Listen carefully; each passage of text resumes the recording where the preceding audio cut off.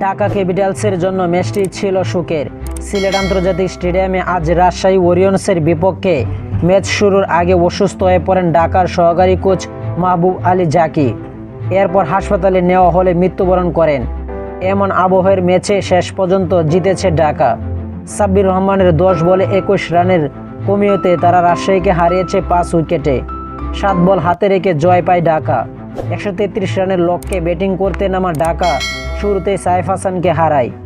1 run করেন তানজিম হাসানের বলে বোল্ড হন সাইফ। 3-এ নামা বাঁহাতি ব্যাটসম্যান আব্দুল আল মামুন ও ওপেনার উসমান খান এরপর 37 রানে জুটি করেন। বাঁহাতি স্পিনার মোহাম্মদ নেওয়াজের বলে ফেরার আগে উসমান করেছেন 18 রান। 39 বলে 45 রান করা মামুনকে ফিরিয়েছেন নেওয়াজ। লক্ষ্যটা কম হওয়ায় ঢাকার রানের চাপ কখনোই তেমন ছিল না।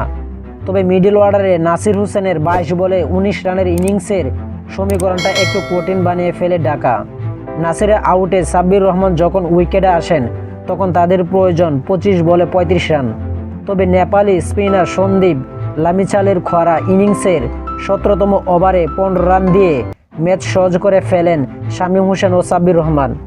এই দুজনের 18 বলে 36 রানের জুটিতে খুব সহজে জিতে যায় ঢাকা।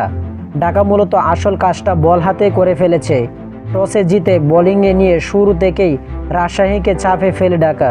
পাকিস্তানের বাঁহাতি স্পিনার ইমাদ ও ওয়াসিম ইনিংসের প্রথম বলে আউট করেন আরেক পাকিস্তানি ওপেনার সাহিবজাদা ফারহানকে। ঢাকাকে দারুণ শুরু এনে দেওয়া ইমাদ মিডল ওভারে আউট করেন নাজমুল হোসেন শান্ত ও ওয়াসিম আলীকে। 4 ওভারে মাত্র 16 রানে 3 উইকেট নিয়েছেন তিনি। তো আশা করি যারা টি স্পোর্ট গ্যালারি চ্যানেলটি সাবস্ক্রাইব করেন না সবাই টি স্পোর্ট গ্যালারি চ্যানেলটি সাবস্ক্রাইব করবেন।